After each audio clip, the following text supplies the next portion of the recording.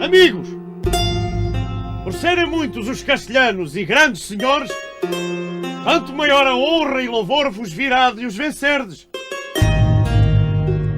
E quanto a estarem com os castelhanos, os meus irmãos, eu vos digo que defenderei a terra que me criou. E para terdes a certeza de que assim é, eu vos prometo... Le miroir des chevaliers, le bienheureux Nono Alvarez, d'après le livre de Camille Evans, Flèche du Très-Haut, préfacé par Monsieur l'abbé Bertrand Labouche, de la Fraternité Saint-Pilice, publié aux éditions Cécile Pascal. Já muitas vezes sucedeu os poucos vencerem os muitos, porque a vontade de Deus é superior à dos homens. Arraial de porrada, por Portugal e mais nada. Arraial de porrada, por Portugal e mais nada. Quem do alto de tanta cela e montada, tanta vez em sobressalto, pôs castela em debandada, pode lá ver pela frente, pode lá ter por diante, apenas gente aparente, gente de sangue garrafeiro, sem que se exalte e se zangue o seu rompante guerreiro. Arraial de porrada, por Portugal e mais nada.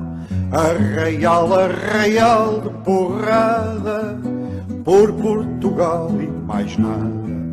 Na imagem de vitral do espiritual cavaleiro, medalhão medieval, aos pés do qual me consterno, está ou não Portugal de Portugal? Está ou não Portugal inteiro e eterno? Está ou não Portugal de Portugal? Está ou não Portugal inteiro e eterno?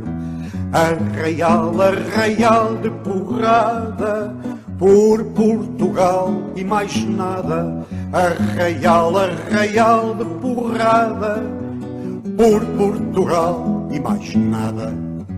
Do alto lá do seu posto atendei lá o recado que me foi lançado em rosto, derramando o seu desgosto sobre a data já remota, dia 14 de agosto, quadrado da Aljubarrota.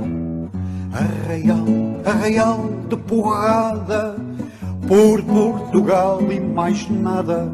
Arraial de porrada, por Portugal e mais nada. E ali a mim me reúno à sombra de uma bandeira que me quis sagrar aluno de Dom Nuno Álvares Pereira, que do alto de tanta cela e montada pôs castela em debandada. Arraial de porrada, por Portugal e mais nada. Arraial de porrada, por Portugal e mais nada. Saia de novo a terreiro da atalaia e a dar ajuda a todo o povo inteiro outra vez contra o estrangeiro nos acuda. Põe a andar daqui o andeiro, a tal arraia miúda. Arraial de porrada, por Portugal e mais nada. Arraial de porrada, por Portugal e mais nada. Arraial de porrada, por Portugal e mais nada. Arraial de porrada, por Portugal et mais nada. Bonjour chez vous, c'est Hector de Maris. Chers auditeurs, chères auditrices, vous possédez en ce moment un document rare parce qu'il n'existe quasiment rien sur la vie de celui que la Sainte Église nomme le bienheureux Nono Alvarez de Santa Maria, frère Carme, celui dont l'histoire se souvient sous le nom également glorieux de Nono Alvarez Pereira Connétable de Portugal, le Saint Connétable. Alors, l'intérêt pour nous, militants catholiques et chevaliers, est résumé par le beau commentaire des éditions DPF sur leur site, chiré.fr. Voici un saint tout marial qui fut à plus de 5 siècles de distance le seigneur des terres que Notre-Dame du Saint-Rosaire honora de ses apparitions en 1917. Contemporain de Sainte Jeanne d'Arc, avec laquelle il présente plus d'un trait de ressemblance, Nono, chevalier sans peur parce que sans reproche, armé de la même invincible foi en Jésus-Christ, bouta les Castillans hors du royaume de Portugal. Ce génie militaire, qui jamais aucune bataille ne perdit, était aussi et surtout un contemplatif épris d'absolu. Il acheva au Carmel de Lisbonne, qu'il avait lui-même construit, une existence lumineuse, où domine la force et la pureté. À l'ombre du cloître, il remporta la plus éclatante de toutes les victoires, celle qui touche Dieu au cœur et ouvre les portes du ciel. Il n'existe donc quasiment rien sur le Saint Connétable de Portugal, hormis peut-être ce beau petit livre de Madame Camille Evans, Flèche du Très-Haut, paru aux éditions Cécile Pascal, Pascal P-A-S-C-H-A-L-E, et qu'on peut maintenant se procurer aux éditions DPF, chiré.fr. Pour vous mettre un petit peu dans la confidence, l'auteur du livre me l'avait offert en marge d'un des chapitres généraux de l'Ordre des Chevaliers de Notre-Dame au couvent dominicain d'Avrier en Anjou. Je précise que cet enregistrement gratuit ne saurait en aucun cas être vendu et qu'il se trouve désormais à titre donc gracieux au catalogue des livres enregistrés mis à la disposition de l'Ordre. Ce qui frappe, mais vous allez le constater en écoutant sa vie, ce qui frappe dans la vie du bienheureux, ce fut l'amour de son pays, le Portugal, la valeur guerrière, sa valeur guerrière, son esprit de décision dans les combats, le fait qu'il soit inaccessible au découragement, mais aussi sa très grande bonté, même envers ses ennemis, sa grande humilité et sa très grande foi mariale de chevalier catholique. Monsieur l'abbé Bertrand Labouche, que je salue très respectueusement, a rédigé la préface que je vais vous lire. Voici donc cette préface, et ensuite dans la foulée je vous lirai l'avertissement de l'auteur, mais tout de suite la préface de Monsieur l'abbé Labouche. Ce petit livre sur le Saint Connétable Nuno Álvares Pereira vous étonnera doublement. Tout d'abord, vous découvrirez un héros aussi prestigieux qu'inconnu de la plupart des Français. Certes, l'histoire de notre pays est riche en figures illustres, les Bayard, Jeanne d'Arc, du Guesclin et tant d'autres, mais d'autres nations peuvent aussi se glorifier légitimement de grands noms. Le bienheureux Nuno Álvares Pereira est un des plus illustres fils du Portugal dont il a sauvé l'indépendance. Ensuite, la science militaire et le courage de Nuno, alliés à l'ardeur de sa sainteté, ne pourront vous laisser indifférents. Imaginez un fauche terminant sa vie comme frère convers, ou un simple religieux dont le passé fut celui d'un chevalier invincible. En séjour marqué par un déclin du courage est une expression de Alexandre Solzhenitsyn dans son discours de Harvard en 1978, en séjour marqué par un déclin du courage, en particulier tant de jeunes gens perdent rapidement et parfois irrémédiablement leur fraîcheur, leur joie, leurs aspirations les plus légitimes et bientôt s'aigrissent et se révoltent. Il s'agit d'un extrait du discours de Pie XII du 25 août 1957. La lecture de cet ouvrage est donc bien opportune. Puisse cette première édition en français des Hauts Faits de Nuno Álvares Pereira susciter des chrétiens exemplaires, vertueux et intrépides au service de la France, de l'Église et du Christ roi. Voilà donc pour la préface de Monsieur l'abbé Bertrand Labouche. Maintenant donc l'avertissement de l'auteur. Il existe sur la vie du bienheureux Nuno Álvares Pereira une infinité d'ouvrages en langue portugaise.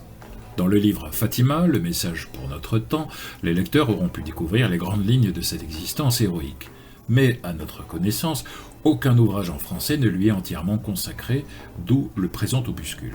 Ce texte s'appuie principalement sur 3 sources: Crónica do Condestable de Portugal, rédigé vers 1433, soit 2 ans après la mort de Nuno, par un auteur anonyme qui semble l'avoir très intimement connu, et publié en 1526, Crónica de El Rei Don João Ier de Fernão Lopes, chroniqueur royal, dont l'œuvre éditée en 1644 reprend en la rectifiant la chronique anonyme, et Vida do Beato Nuno Álvares Pereira, Santo Condestable de l'abbé Baleario Aleixo Cordeiro, paru en 1919 et qui est une reprise augmentée du mémoire rédigé à la demande du père Gabriel Wessel, postulateur de la cause. Les sources sus-mentionnées fournissent au total assez peu de renseignements. Il s'agit d'un guerrier carmélitain qui, après avoir fait oraison sur les champs de bataille, entra dans l'absolu silence du grand champ de bataille de l'oraison. D'autre part, la plus grande partie de la documentation canonique réunie à son sujet fut la proie des flammes en 1755. Toutefois, à travers le peu qui est parvenu jusqu'à nous, se dessine nettement une personnalité puissante et résolue, celle d'un homme qui défendit sa patrie, moins par le secours des armes qu'en travaillant avec la grâce de Dieu à devenir saint, et en le devenant effectivement. Je précise que ce que vous allez entendre n'est pas la lecture du livre, mais une synthèse, que j'espère être la moins maladroite possible. Nuno Álvarez Pereira naît un beau jour, le 24 juin 1360, qui célèbre la nativité de Saint Jean le Baptiste, qui est une fête traditionnelle de la chevalerie, qui est d'ailleurs l'une des fêtes propres de l'ordre de Notre-Dame. Le noble fils du chevalier Álvaro Pereira naît au château de Sernanche de Bonjardim au Portugal, situé non loin de Fatima, grand lieu d'apparition mariale, comme vous le savez, au XXe siècle. Il est le fils de Don Álvaro Gonçalves Pereira et de Doña Iria do Carvalho. Don Álvaro, il faut le dire, était l'un des personnages les plus importants du royaume à cette époque-là, puisqu'il était le prieur de Crato, c'est-à-dire le maître des chevaliers hospitaliers de Saint-Jean, dont la maison cheftaine au Portugal était érigée à Crato, un galop de cheval de l'Espagne. Vous voyez ici la commanderie de Crato. La chapelle de Crato, il faut le dire, est consacrée à Notre-Dame, où Dieu fit de nombreux miracles, comme c'est attesté dans Crónica do Condestable do Portugal, édité en 1911 à Coimbra. Don Álvaro, donc chevalier de l'hôpital, est marié, père de famille. Les hospitaliers du XIVe siècle, étant des chevaliers religieux, Don Álvaro devait rester célibataire et chaste, au sens strict. Mais l'humaine faiblesse le rendit père de nombreux enfants, légitimés par l'Église, dont Nuno. Diego Pereira, frère de Nuno, partira à la cour de Portugal pour y faire son éducation de page, tandis que Nuno restait au château de Sernanche où il recevait une éducation chevaleresque soignée. Il attachait beaucoup de prix à la pureté des mœurs, et d'ailleurs son modèle de chevalier sera Galahad, le fils de Lancelot. On peut dire que Nuno Álvarez fut un nouveau Galahad. En 1373, son père emmène Nuno au château de Santarém, où résidait la cour de Portugal. Le roi est Ferdinand Ier depuis 1367, et il règne un scandale énorme à la cour de Santarém.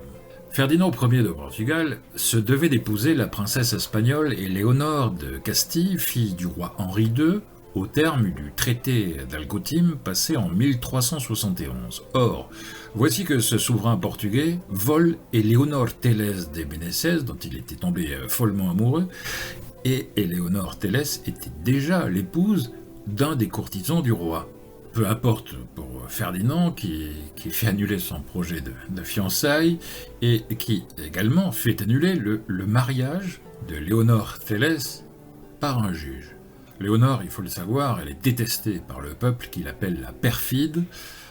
Le roi de Portugal se rendait donc parjure et adultère avec une femme de petite vertu. Le roi de Castille, Henri II dit le Magnifique, envahira le Portugal en décembre 1372 en représailles et incendiera Lisbonne même l'année suivante. Alors parlons brièvement de la naissance de ce royaume de Portugal. Au 8e siècle, l'invasion arabe a soumis la région ibérique, de Porto à Lisbonne, à l'émirat de Cordoue. Toute la région, au départ le district de Porto, mais très vite les terres comprises entre le Minho et le Tage, toute cette région sera appelée Portugal, par les princes chrétiens des Asturias, des Asturies. Cela constituait, et cela constitue toujours, le large littoral à l'ouest de la péninsule que vous voyez ici sur cette carte. En 1089, Alphonse VI de Castille offre la région à son vassal Henri de Bourgogne pour remercier ce chevalier croisé de ses combats contre les guerriers du Croissant. En 1141, le Portugal fait sécession avec le prince portugais Alfonso Henriques, vainqueur des morts à Ouriques, et que ses troupes acclamaient déjà comme roi. Depuis cette date, la Castille et le Portugal sont ennemis. Lorsque Nuno Álvarez Pereira vint au monde, en 1360, le Portugal n'a que 2 siècles d'existence, mais il possède une forte identité nationale, il possède son université, il a sa culture propre. Lorsque le roi Pierre II de Portugal est assassiné en 1367, son fils Ferdinand Ier s'allie avec le roi d'Aragon pour envahir la Castille. Mais Ferdinand de Portugal, peu après, demande par traité en 1371 la main d'Éléonore, fille d'Henri II, son ennemi de la veille. Et le voilà épousant ensuite Léonore Tellez, pourtant mariée avec le fidalgo João da Cunha, tout en traitant militairement avec Jean de Gand, duc de Lancastre, fils du roi d'Angleterre Édouard III, contre la Castille. Décidément, le souverain de Portugal est méprisable fourbe et parjure. Furieux, Henri de Castille envahit le Portugal et incendie plusieurs villes, dont Lisbonne. Au pape Grégoire XI, le beau papa floué mais magnanime déclare ceci par la voix du cardinal légat. « Je ne veux pas la guerre avec le Portugal. Ce que je veux est une paix solide, à l'abri de l'inconstance et de la légèreté de son roi. » Lorsque les Portugais eurent appris les desseins de leur souverain alors qu'ils détestaient Léonor Teles, ils envahissent le palais royal. Lisbonne, Santarém, Alenquer, Tomar, Abrantes se soulèvent. Ferdinand Ier court se réfugier au couvent hospitalier de Lessa, où il épousera Léonor, la faisant reine du Portugal. Les nobles portugais protestataires, au nombre de 3000 environ, seront arrêtés, proclamés rebelles et dépossédés de tous leurs biens. En outre, l'épouvantable reine ordonne que les détenus aient les mains et les pieds coupés. Cela est attesté par la chronique du roi Ferdinand de Fernão Lopes, publiée en 1897 et rééditée en 1921 à Porto. Revenons à notre année 1373. En février, le prieur de Crato emmène donc son fils Nuno, âgé de 13 ans, au château de Santarém. Son fils Diego y est déjà l'un des pages du roi. Pratiquement au moment de l'arrivée du prieur de Crato et de son fils, on annonce l'approche des Castillans. Nuno déclare d'une voix forte « Les Castillans sont nombreux, mais indisciplinés. Avec quelques bons soldats, bien courageux et un bon capitaine, je pense qu'il serait aisé de les vaincre. » On dit que Léonore a été séduite par ce jugement si mâle dans un être si jeune. Aussi demandera-t-elle au roi, son époux prétendu, la faveur d'avoir Nuno comme écuyer et de l'armée plus tard chevalier elle-même. À la date de son arrivée, en 1373, Nuno n'avait pas été mis en garde contre la fourberie de la nouvelle reine. Il estimait le couple Ferdinand-Léonore être le gouvernement légitime, point. Notez que c'est une erreur répandue à cette époque par la littérature courtoise des romans de la table ronde, dont Nuno était friand. C'était une erreur de faire adouber des chevaliers par des dames de haute lignée. L'adoubement n'est normalement conféré que par un chevalier ou bien par un évêque ou un père abbé. Je referme la parenthèse. Don Álvaro Pereira finira par quitter la cour en laissant son fils être nourri, on disait comme ça, c'est-à-dire être éduqué par la reine. Cependant, le vieux chevalier, averti des turpitudes sexuelles de la souveraine, supplia son beau-frère Martim, écuyer du roi, de veiller sur l'éducation morale de Nuno autant que sur son éducation militaire, afin qu'il fît toute chose, je cite, « afin qu'il fît toute chose pour Dieu et que jamais il n'en fît la moindre contre son service ». Le couple régnant sur le Portugal avait une fille, l'infante Béatrice, qui sera mariée au roi de Castille, Jean Ier. C'est à l'époque où la mère de Nuno entre au palais comme gouvernante de l'infante Béatrice de Portugal que Nuno était au courant du climat d'ammoralité qui régnait au palais. Cela révoltait l'âme de ce nouveau Galate, hélas écuyer de Léonor Teles. Il était de notoriété publique que, en plus de son union adultère avec le roi Ferdinand, la reine licencieuse avait un amant. Cela n'empêchait pas Nuno de se conserver pur au milieu de la corruption. Malgré sa volonté de rester célibataire pour se consacrer à Dieu dans l'état militaire, son père Álvaro, son cousin Álvaro Pereira et son cousin Álvaro de Carvalho se liguèrent jusqu'à réussir à lui faire accepter l'idée de mariage avec Dona Leonor de Alvim, veuve de Vasco de Barroso, une riche et puissante dame de la haute noblesse portugaise. Et le mariage est annoncé avec la permission du pape, parce que la fiancée est parente de Nuno au 4e degré. Les noces sont célébrées le 15 août 1376 dans une localité du nord de Lisbonne. Le couple s'établit à Santa Maria de Pedraça, dans une propriété de la famille des Barroso. Dona Leonor était une fervente catholique qui donnait à son époux de très sages conseils pour administrer les gens de sa province, ses sujets. Quant à Nuno, loin de la corruption de la cour, au milieu des montagnes, il vivait la vie d'un chevalier religieux. Il parlait peu et seulement si nécessaire, selon les recommandations de Saint Jacques, dont l'image sera brodée sur son étendard de guerre. Son oui était oui, son non était non. Il partageait son temps entre l'administration de ses terres, la chasse et l'oraison. Comme Saint Louis, il assistait quotidiennement à 2 messes et 3 les samedis et dimanches. Il récitait l'office en entier chaque jour. Pour réciter matine, il se levait la nuit comme un moine, qu'on soit en temps de paix comme en temps de guerre. En plus des jours imposés par l'Église, il jeûnait 3 jours par semaine, il communiait 4 fois par an, Noël, Pâques, Pentecôte et à la Sainte Marie d'Août, c'est-à-dire l'Assomption. La maison de Nuno Alvarez se composait de 20 écuyers et 30 fantassins. Aucun de ces hommes n'était un truand ou un mauvais catholique sous peine d'être chassé. Le couple Pereira sera les heureux parents de 2 fils et d'une fille nommée Béatrice en l'honneur de l'infante. Tous les serviteurs de Santa Maria de Pedraza vénéraient leur maître et sa dame avec une profonde admiration. C'est au cœur de ce nid d'amour et de foi que se forgera l'épée de la nouvelle armée au service d'un gouvernement qui deviendra authentiquement chrétien.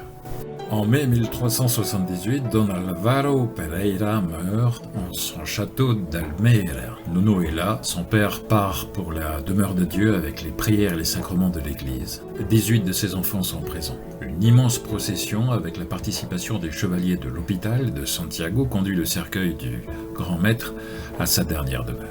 Lors de la cérémonie d'inhumation, quelques nobles portugais font part de leurs inquiétudes à Nuno.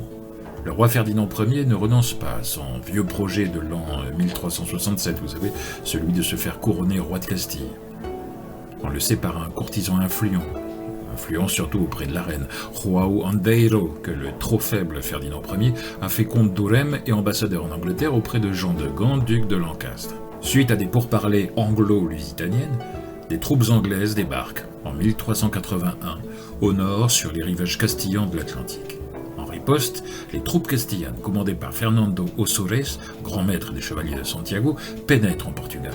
Il faut remarquer tout de même qu'on est loin de l'esprit de la nouvelle chevalerie, c'est une expression de Saint Bernard, désignant l'ordre des chevaliers du Temple.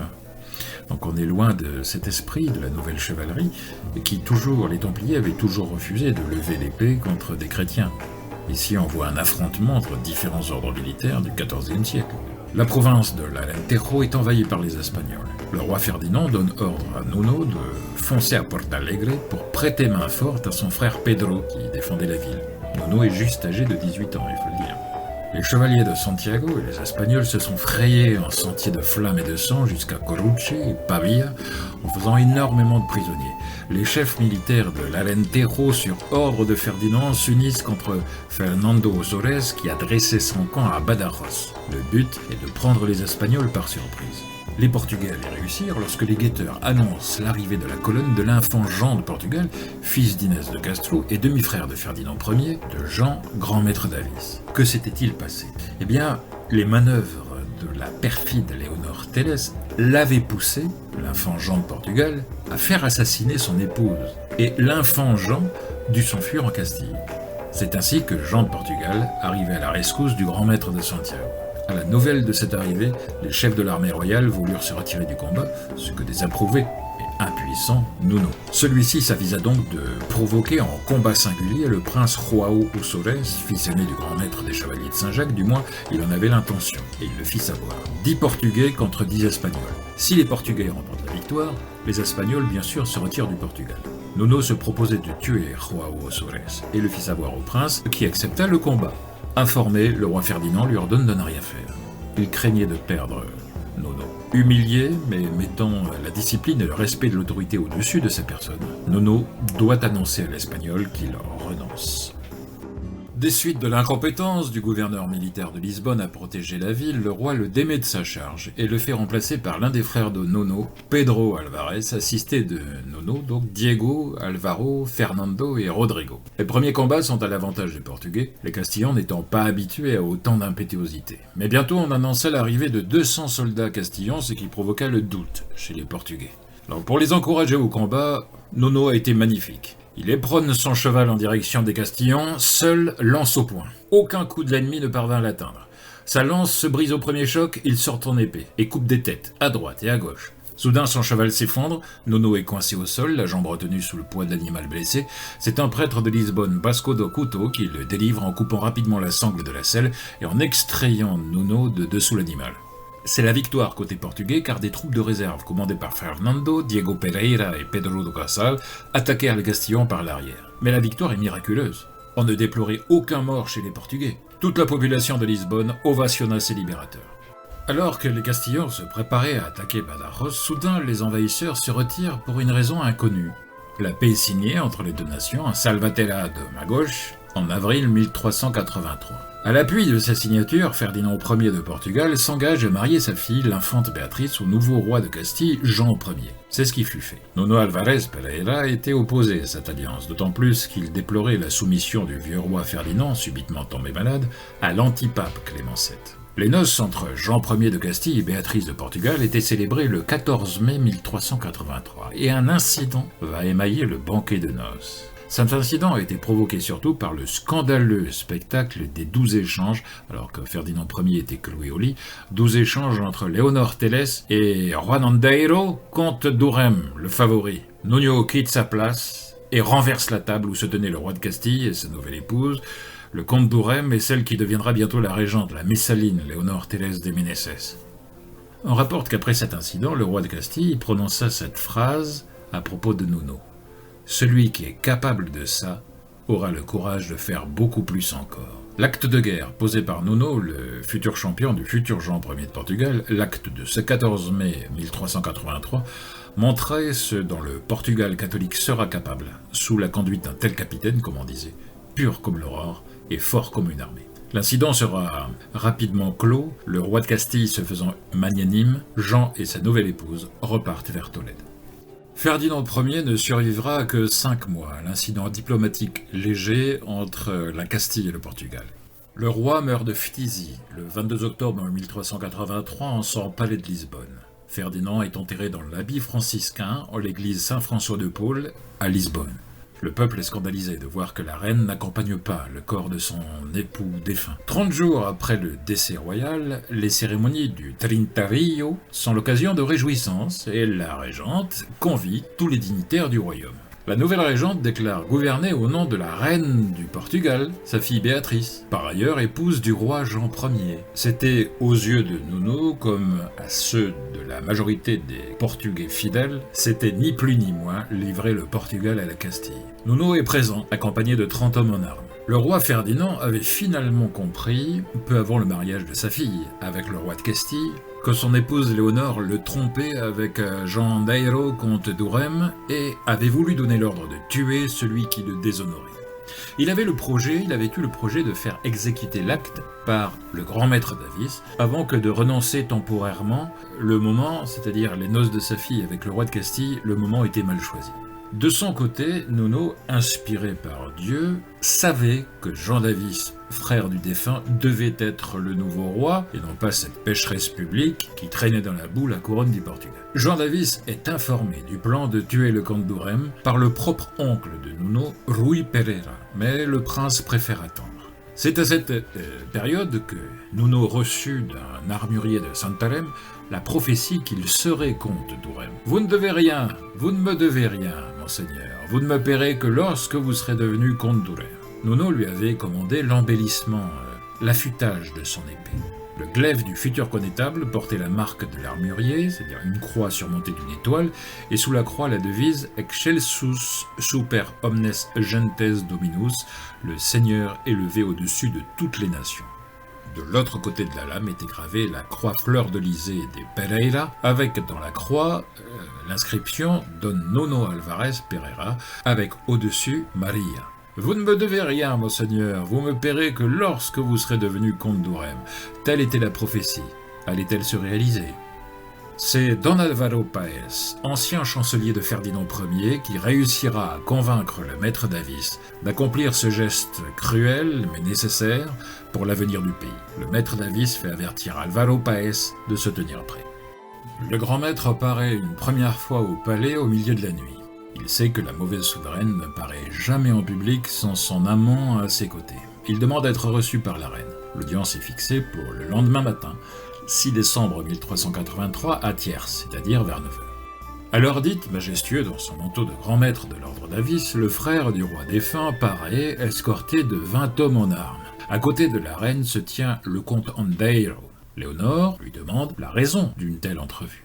Le grand maître lui parle de la protection de la province d'Alentejo dont il a la garde, et au moment où Ondeiro lui propose de rester pour le dîner, Jean d'Avis refuse poliment, s'incline devant la reine, et au moment de se redresser, saisit le comte stupéfait d'une poigne forte, l'entraîne hors de la pièce, dégaine sa dague et le frappe à la tête. Le fourbe respirait encore, Rui Pereira lui porte le coup mortel d'un coup d'estoc de sa lame, le comte d'Urem est mort. Aussitôt, Rui Pereira envoie un page par les rues pour crier qu'on assassine le maître Davis. Le peuple, persuadé que le comte d'Andairo, aussi détesté que sa maîtresse, est le responsable, accourt au palais avec des pics, des haches, enfin toutes sortes d'armes qu'il peut trouver, qu'il possède.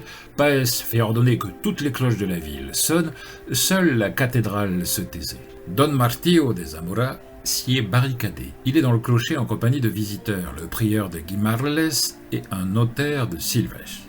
Or, le prélat est castillan, mais c'est aussi un intrus, c'est un fidèle de l'antipape Clément VII. Sa sainteté Urbain VII avait refusé sa nomination, ayant désigné à sa place João Enes. Une délégation, conduite par le procurateur Sylvestre Estevens, accède au clocher par une échelle extérieure. Les justiciers s'échauffent. On rappelle à grands cris que Zamora est un castillan, un schismatique, un prélat intrus, un traître. Le prêtre schismatique est lacéré de coups de couteau, puis est précipité du haut du clocher. En bas, la foule piétine son cadavre avant de le jeter aux chiens. Arrivé au palais, la foule échauffée aux soldats d'Andairo trouve les portes barricadées, bien évidemment. Certains veulent y mettre le feu, d'autres les attaquent à la hache. Le maître Davis paraît au balcon, parmi les cris de joie des insurgés qui apprennent avec soulagement qu'Andairo n'est plus de ce monde. La foule veut massacrer sur place Eleonor Teles, ce que va empêcher le maître Davis qui a accompli un coup d'état d'une manière parfaite. Pas forcément très moral, mais sans coup fait rire, comme on dit. Toujours à Santarém, Nuno apprend avec plaisir que son ami est maître du palais gouvernemental. Sa joie est ternie en constatant que son frère Pedro refuse de suivre le maître Davis et lui préfère le service du roi de Castille. La régente, décidée par tous les moyens à livrer le Portugal à Jean Ier de Castille, réfugiée à Santarém, lance ses espions par toutes les rues pour dénicher son ancien écuyer, Nuno, afin de le capturer. Celui-ci ne dort jamais sans sa cuirasse, ni ses armes à portée de main. Il fait apposer chaque nuit une double garde près de sa porte. Le maître Davis réunit son conseil à Lisbonne, sous l'autorité d'Alvaro Paes, en présence de Nuno ovationné. La régente est déclarée déchue, l'autorité royale de Béatrice de Portugal est dénoncée, Jean est acclamé comme régent et défenseur de Portugal. 24 des meilleurs Portugais sont nommés pour assister le régent. Nuno Alvarez, quant à lui, est nommé chef de l'armée, sans être encore officiellement connétable. Un débat acerbe va se produire entre Nuno d'une part et Álvaro de Castro d'autre part. L'ancien connétable du roi Ferdinand se déclarait pour le régent, tout en doutant de la réussite de la reconquête au spectacle de la supériorité incontestable des forces castillanes. C'est un chef, un professionnel de la guerre, un spécialiste qui vient de parler. Nuno n'est pas impressionné. « Sire de Castro, dit Nuno, puisque vous avez bonne volonté de servir mon seigneur et maître, suivez-le, sans regarder en arrière, quoi qu'il advienne. Et ne lui dites pas que le roi de Castille est grand et puissant. Le maître Davis eût-il contre lui tous les rois de la terre, il ne devrait pas moins continuer de défendre ceux qui lui sont sujets, car le gouvernement du royaume de Portugal n'appartient à aucun autre que lui. Comment osez-vous parler de la sorte ? Mon seul regret, dit Nuno, c'est d'en avoir dit trop peu. Pressé par son conseil, le nouveau régent s'apprêtait à embarquer pour l'Angleterre afin d'échapper aux soldats de la perfide qui avaient mis sa tête à prix. Par ailleurs, la Castille menace d'envoyer des troupes pour s'emparer de tous ceux qui s'opposent à leur reine Béatrice. Jean est repris par Nuno, qui lui parle d'homme à homme, qui lui dit que si Dieu l'avait choisi à la tête du Portugal, il saurait bien le protéger, et que s'il mourait de la main de ses ennemis sans avoir fait le mal, il serait déclaré bienheureux au ciel. Consulté par le régent sur sa conduite à tenir, l'ermite João da Barroca, qui vivait à Lisbonne, lui dit ce qui lui avait été dit de la part du roi des rois, de la part du roi du ciel. « Sire, vous devez rester dans votre royaume. Dieu veut que vous soyez roi et vos fils après vous. Le château de Lisbonne sera pris avec un petit nombre de soldats. » Jean Davis envoie un messager auprès de la régente déposée pour lui dire que désormais le roi de Castille c'est lui, Jean Ier. Le prince anglais Jean de Lancastre promet son aide militaire au maître Davis, sans cacher qu'il convoite la couronne de Castille. Lisbonne est tout acquise au nouveau roi, à part les défenseurs du château Saint-Georges, Martim Balente et Alfonso Nogueira. Mais par la suite d'une entrevue avec Nuno, Balente finit par avoir des remords de travailler pour la Castille. Léonore est forcée de renoncer à défendre un château au cœur d'une ville qui ne lui appartient plus. Aussi, en ce 30 décembre 1383, comme l'ermite l'avait prophétisé, tout comme Lisbonne, le château Saint-Georges se déclare pour Jean Ier, nouveau roi de Portugal. La propre mère de Nuno, Dona Iria, comprend où est le devoir de son fils. Et elle fera la leçon à son autre fils Fernando qui, désormais, Fernando placera son épée au service du nouveau roi de Portugal. Humilié d'avoir perdu Lisbonne et son château, Léonore écrit à toutes les places fortes du Portugal, sommant les barons, les seigneurs de reconnaître leur reine, Béatrice de Portugal. C'était plus aisé que de leur demander de reconnaître le roi de Castille. À Braga, Vasco Lourenço envoie sonner à son de trompe que chaque habitant de la ville, clair ou laïque, doit aller à la cathédrale proclamer son allégeance à la reine Béatrice. Ceux qui refusent sont exécutés. Rapidement, les citadelles d'Urem, Torrevedras, Mura, Braga, Chaves, Linares font leur soumission à Béatrice et partant au roi de Castille. Pour Nuno, au service de Jean Ier de Portugal, commence ce que les historiens de la péninsule appellent la guerre des châteaux.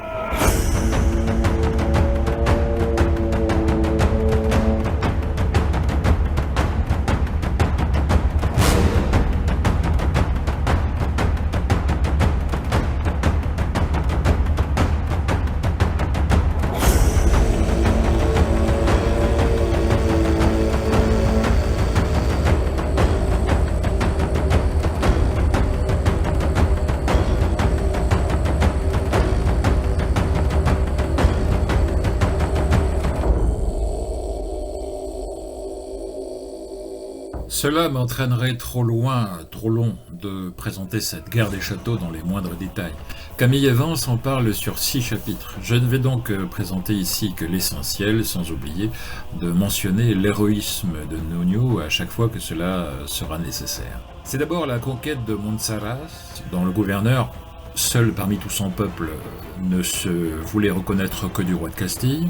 Entre-temps, Léonore Tellez finira par se brouiller avec le roi de Castille parce que cela contrariait ses plans d'arriviste et d'assoiffé de pouvoir, elle à qui le Portugal est échappé peu à peu. Son plan était de faire assassiner par Pedro de Castro le roi Jean Ier de Castille, puis d'épouser l'assassin pour régner avec lui sur Castille et Portugal. Mais la conspiration sera découverte à temps par Jean Ier qui lui dit « Madame, pour l'amour de votre fille, je ne vous tuerai pas. Mais je vais vous faire enfermer dans un couvent où vivent des reines veuves et des filles de rois. Je veillerai personnellement à ce que vous y soyez bien heureux. » Après de vaines tentatives pour être sauvée de la prison par quelques conjurés amis, la perfide est enfermée au couvent de Tordesillas jusqu'à sa mort en 1405. Elle passera 22 ans à être cloîtrée contre son gré. Mais l'arrestation de la Tellez eut du bon, puisque plusieurs citadelles et forteresses de l'Alentejo, informées de cette arrestation, firent rapidement leur soumission à la couronne de Portugal. Le roi de Castille réagit rapidement en envoyant une colonne militaire à Crato, siège de l'ordre des chevaliers d'Avis. Le roi Jean nomme alors Nuno gouverneur militaire de l'Alentejo. Celui qui n'accepta cet honneur que pour servir Dieu et sa patrie eut 40 écuyers sous ses ordres, dont Vasco Leitão, neveu du grand maître de l'ordre du Christ, et Pedro Bato, qui avait investi avec lui le château de Lisbonne. En attendant, la garnison de l'Alentejo n'était composée que de 100 chevaliers, 230 lanciers, 100 archers et 1000 fantassins, en tout moins de 1500 hommes. Nuno décida de ne compter alors que sur l'aide de Dieu. Il fit réaliser un étendard de guerre blanc, orné d'une croix rouge couleur du sang du divin crucifié, qui comportait l'image de Notre-Dame des Sept Douleurs, Saint Jean, l'Enfant Jésus, Saint Georges, Saint Jacques le Majeur. Ces deux patrons de la chevalerie sont représentés agenouillés et les mains jointes. On se prépare au combat.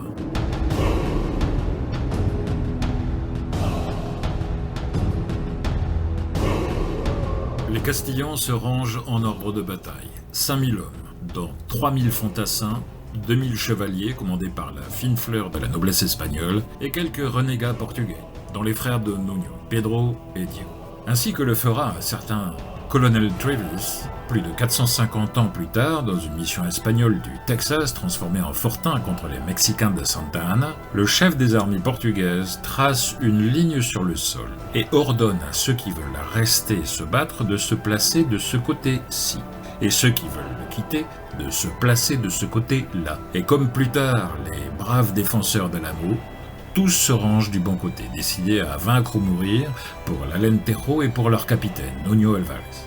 La bataille dont l'histoire retiendra le nom eut lieu le 6 avril 1384 face à un lieu-dit nommé Atuleiros, à Porto Alegre, au Portugal, à 60 km de la frontière avec l'Espagne. Pour cette bataille, Nuño va employer la tactique qu'il a apprise des Anglais 38 ans plus tôt, hélas, à Crécy contre les chevaliers français. Curieusement monté sur une mule, peut-être pour imiter notre Seigneur, jugé sur un âne le jour des rameaux, Nuño divisait son armée en plusieurs pelotons, le tout en serrant un carré d'arbalétriers protégé par une palissade de pieux plantés en terre, pointe effilée dirigée vers le ciel. Puis Nuño s'agenouille et prie intensément, après avoir harangué ses hommes. Puis il se lève, saisit la lance que lui tend un écuyer, et crie « Mes amis, souvenez-vous de 4 choses. La première est de vous recommander à Dieu et à la Vierge Marie, sa Sainte Mère, afin qu'ils nous viennent en aide contre nos ennemis. La deuxième, vous êtes ici pour servir votre Seigneur, le bon roi Jean. La troisième, vous êtes venu défendre vos terres, vos maisons, et vous libérer de la suggestion que le roi de Castille voulait vous imposer. La quatrième, soyez fermement résolus à tout souffrir et à combattre, non pas 1 heure, mais toute la journée, et plus s'il le faut. Ensuite, on entend les cris de Castille-Saint-Jacques, côté Castillon, et Portugal-Saint-Georges, côté portugais. Conscients de leur écrasante supériorité numérique, les Castillans pensaient vaincre rapidement. La détermination froide et résolue de ce jeune officier ennemi à la tête d'une poignée de soldats, vraiment, ils en étaient ébahis.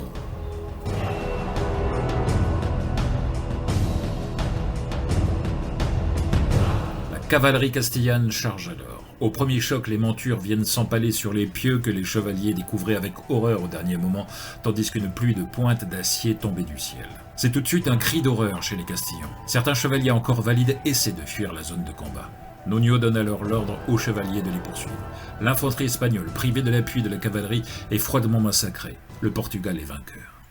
La Castille pleure la mort de milliers de cadavres, parmi lesquels le grand maître d'Alcantara et le commandeur de Séville. Côté portugais, aucun mort n'est à déplorer. Pour remercier le ciel, Nuño et ses soldats victorieux font le pèlerinage de Santa Maria da Sumar, soit plus de 10 km à pied et pieds nus sur terrain rocailleux. Le maréchal Pedro Sarmiento voudra venger cet affront en engageant ses 12 000 Castillans contre le millier de Portugais de Nuño, mais les Espagnols se retirèrent sans combattre, tant était grande la terreur que leur imposaient les Portugais depuis cette bataille du 6 avril. Mais le roi de Castille n'a pas dit son dernier mot. Nous sommes le 26 mai 1384. 13 galères espagnoles entrent dans le port de Lisbonne, bientôt suivies de 40 vaisseaux supplémentaires. L'époux de Béatrice de Portugal arrive également avec 5000 lanciers, 1000 chevaliers, 6000 archers et 1 millier de fantassins. La ville de Lisbonne se trouve assiégée par terre et par mer. Le 17 juin, les 17 galères et les 17 navires arrivés en secours pour tenter de briser le blocus avec du ravitaillement doivent rebrousser chemin. Les Castillans devront cependant subir une épidémie de peste qui tuait 150 à 200 soldats par jour. Mais providentiellement, c'est l'état de la reine Béatrice, tombée gravement malade, qui va forcer le roi de Castille à lever le siège. Le maître d'Avis ordonne une procession d'action de grâce de la cathédrale au monastère de la Sainte Trinité. Mais les Castillans dominent encore le Portugal. Nuño marche sur Portel.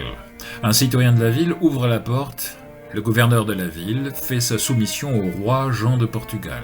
Le frère de Nuño, Fernando, sera tué aux portes de Villaviçosa par une énorme pierre. Après la cérémonie d'inhumation, Nuño ordonne le siège, mais qu'il doit abandonner rapidement, la ville est trop bien défendue. De même, le roi Jean de Portugal devra lever le siège de Torres Vedras. Aux discussions des Cortés portugais de mars 1385, Nuño apparut entouré de 300 écuyers en armes. Cette apparition a fait taire l'opposition de ceux du parti pro-Castillon, notamment le puissant Martín d'Acuna, qui ne voulait pas de Jean comme roi, Jean le Bon, le maître d'Avis. Le 6 avril 1385, le prince Jean est couronné roi, sous le nom qu'il n'avait cessé de proclamer depuis la mort du comte d'Urem, Jean Ier de Portugal. Le lendemain de son couronnement, le roi nomme Nuño Alvarez, donc déjà comte d'Urem, le nomme connétable du royaume. La guerre contre la Castille se poursuit. Nuño est chargé par le roi de briser le blocus naval de Lisbonne. Mais ses soldats, effrayés au spectacle de l'armada castillane, refusent de marcher. Nuño fait alors un pèlerinage à Santiago de Galice. Il peut ainsi réunir 150 lanciers et 300 fantassins. Et en chemin, les Portugais enthousiastes souffraient à servir le saint connétable. C'est ainsi que Nuño a pu finalement arriver à Castelo de Neva avec 400 lanciers. Le château ne tardera pas à se rendre après la mort du gouverneur abattu d'un trait d'arbalète. Sa veuve craignait pour son honneur, comme elle le dit à son vainqueur. Mais le chevalier Nuño la rassure et la fait escorter jusqu'à Ponte de Lima. Mais l'armée castillane progressait et arrivait en vue de Coimbra. Jean de Castille refusait toujours de reconnaître Jean de Portugal, qu'il persistait à nommer Maître Davis, ni le connétable. Les Lusitaniens sont terrifiés. Nuño prend la parole durant le conseil de guerre. « J'ai promis aux Lisboètes de ne pas laisser l'ennemi approcher de Lisbonne sans avoir à passer sur mon cadavre, et je me dois de tenir parole. » Sans faire prévenir le roi de Portugal, Nuño prend la tête d'un détachement de 2000 hommes. Le dimanche 13 août 1385, après avoir entendu la Sainte Messe, Nuño marche sur l'Aéria où était l'armée de Castille. Arrivé au camp portugais, Diego Pereira demande à parler à son frère. Au nom du roi de Castille, il lui propose de se mettre à son service en lui présentant les avantages énormes qu'il recevrait en échange. Nuño refuse évidemment. Le lieu choisi pour la bataille est Aljubarrota, à 20 km au sud de Fatima. Premier signe pour le chevalier qui a gravé Maria sur son épée. On est ensuite le 14 août, vigile de l'Assomption, autre signe marial. Comme d'habitude, avant le combat, Nuño assiste à 2 messes et communie. Ses soldats imitent leur chef. Le roi Jean et son connétable, confiants en l'issue du combat, haranguent leurs hommes. L'archevêque de Braga fait de même. Il donne à tous les soldats l'indulgence plénière d'Urbain VI accordée à ceux qui combattent les schismatiques. Côté espagnol, 31 000 hommes, soit 15 000 fantassins, 6 000 lanciers, 8 000 arbalétriers et 2 000 chevaliers français fournis par le roi Charles VI. Côté portugais, 6 500 hommes, soit 400 fantassins, 1500 lanciers, 800 arbalétriers et 200 archers anglais. Comme à chaque fois, les Castillans sont trop sûrs d'eux. Les Portugais, eux, mettent leur confiance en Dieu. Mais l'armée de Jean de Castille est décidément trop indisciplinée. À cheval à l'avant-garde, Nuño prie la Vierge. Il prophétise une mort tragique à ceux qui déserteraient. Et une poignée de fantassins portugais épouvantés vont fuir et ils seront abattus par des chevaliers castillans lancés après eux.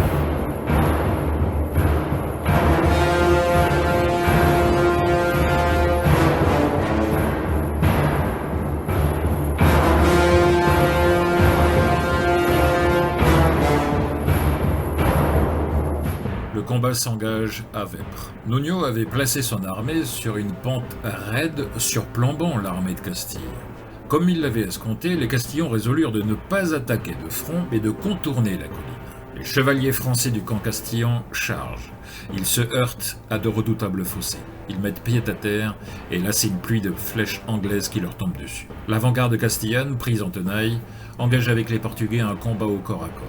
La monture de Nuño est abattue, le commandeur de l'ordre du Christ surgit et lui passe un cheval frais. Nuño bondit en selle et encourage ses hommes. « Luttez pour votre roi !» C'est alors que Nuño vit un prodige. Il vit un homme en armes, de grande stature, qu'il reconnut pour être son frère Pedro. Et cette silhouette menaçante s'avançait vers lui. À un moment, il vit voler dans les airs une lance, depuis les rangs portugais, qui vient se ficher dans la poitrine de Pedro le renégat. Le malheureux frère de Nuño s'écroule et disparaît. Nul n'a jamais retrouvé son corps, ni côté castillan, ni côté portugais. Comme la plupart des chefs espagnols gisent au sol, l'arrière-garde ennemie perd courage et s'enfuit, entraînant avec elle les renforts qui venaient d'arriver. Comme l'aile gauche castillane jouait son tout pour le tout en se déployant, Nuño hurla ses ordres et les fantassins dressèrent les lances sur lesquelles vinrent s'embrocher les chevaux. Les chevaliers désarçonnés dégainent dagues et épées et se précipitent sur les fantassins, c'est alors qu'ils sont chargés par la chevalerie portugaise. Ils s'enfuient, et c'est un cri de joie dans les rangs portugais. Après 1 heure de combat, les Portugais sont une fois de plus vainqueurs. Ils emmènent 500 prisonniers et l'armée castillane, elle, pleure ses 4000 morts. Le camp portugais ne déplore que la perte de 1000 hommes.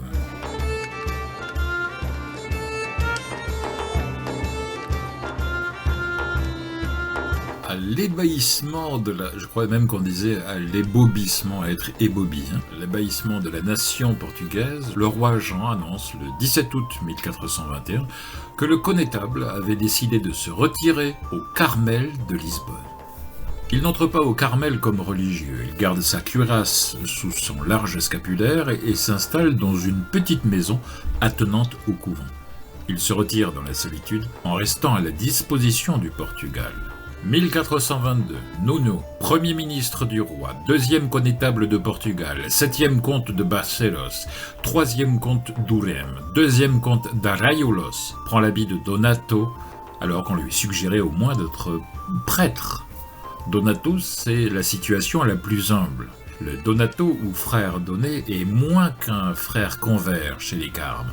Le 15 août 1422, toute la famille royale assiste à la prise d'habit de l'ancien connétable. Nuno recherche sans cesse les emplois les plus humbles. Il nourrit les pauvres à la porte du couvent en distribuant la soupe contenue dans sa vieille marmite de campagne militaire. Nuno de Santa Maria fait profession le 14 août 1423, quittant ainsi officiellement la vie publique. Néanmoins, on sait que, cédant à la supplique de son roi, il dirigea une brève campagne militaire en 1424 contre les guerriers morts en Portugal. Il annonce « Je viens, tenant d'une main mon rosaire et de l'autre mon épée ».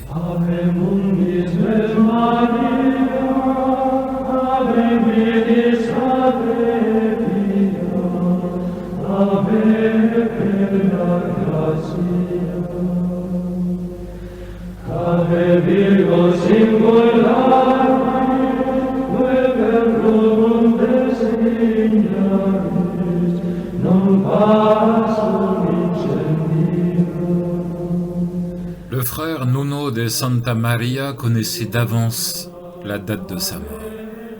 Le 1er novembre 1431, dans sa pauvre cellule de Donato, en présence de ses chevaliers, du roi, des religieux carmes qui étouffaient leurs sanglots, il reçoit l'extrême-onction et le saint viatique.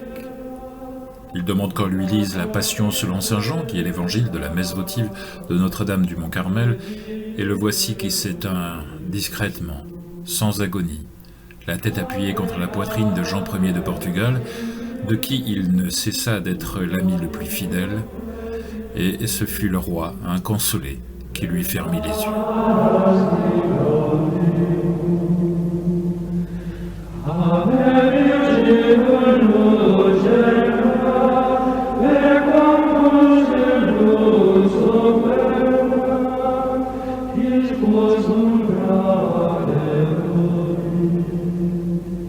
Nuno Álvares Pereira fut tout de suite célébré comme un saint au Portugal. Les évêchés organisaient des processions en l'honneur de Nuno. Les chroniques de Santa Ana font état des miracles qui lui sont attribués. 12 résurrections de morts, 6 apparitions et autres grâces, 21 personnes qui ont été guéries des yeux, 21 estropiés guéris, 24 sourds muets guéris, 21 guérisons de maladies aux poumons et au cœur, 11 guérisons de sciatique et de calcul, 10 malades fiévreux guéris, 19 mères protégées par Nuno lors d'accouchements difficiles. On a donc tout de suite cherché à l'élever sur les autels comme saint, mais cela fut étrangement laborieux. Il faudra attendre le 15 janvier 1918 pour que la Sacrée Congrégation approuve officiellement le culte de Nuno. Le 23 janvier, Benoît XV confirme la décision de la Sacrée Congrégation et, par le décret Clementissimus Deus, proclamé Nuno Álvares Pereira bienheureux. Sa fête est fixée au 6 novembre. Benoît XVI, quant à lui, a canonisé le bienheureux Nuno le 26 avril 2009.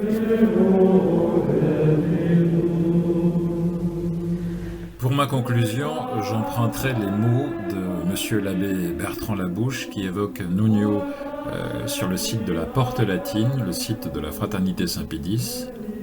Très exactement, l'action de cet homme fut à la mesure de son oraison.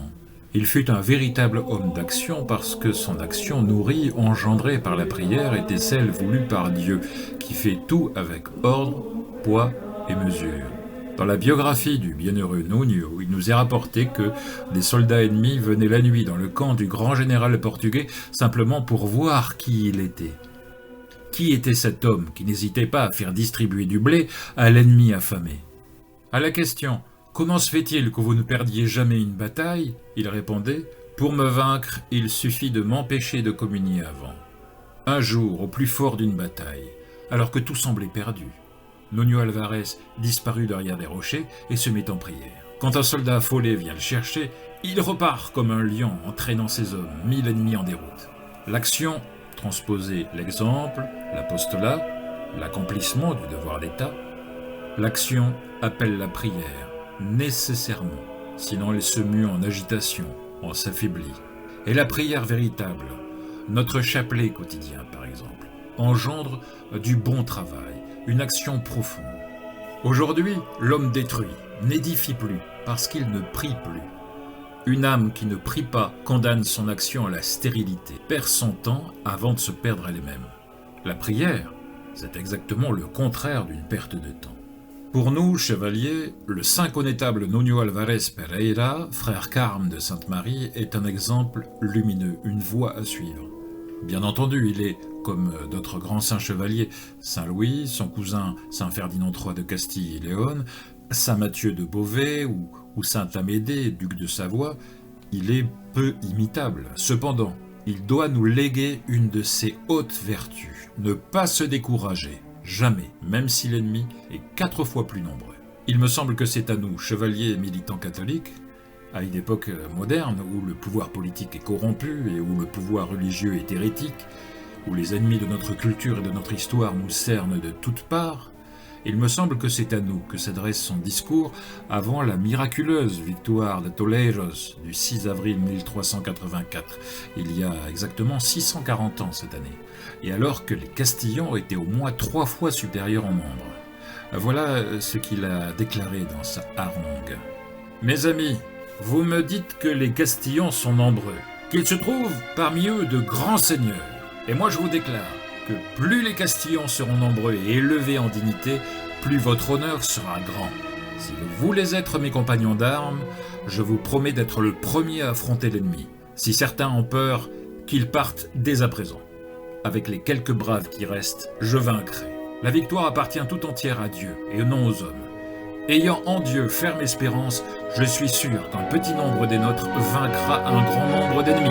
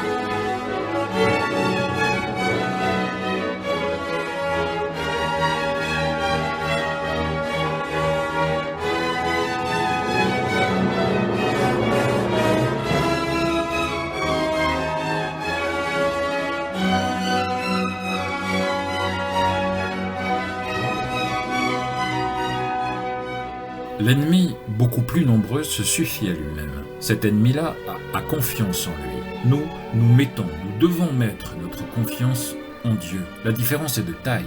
En effet, le prologue de la belle règle des chevaliers de Notre-Dame rappelle cet extrait du psaume 32. La victoire à la guerre n'est pas dans la multitude des combattants. C'est du ciel que vient la force. Nuño Alvarez Pereira, priez pour nous.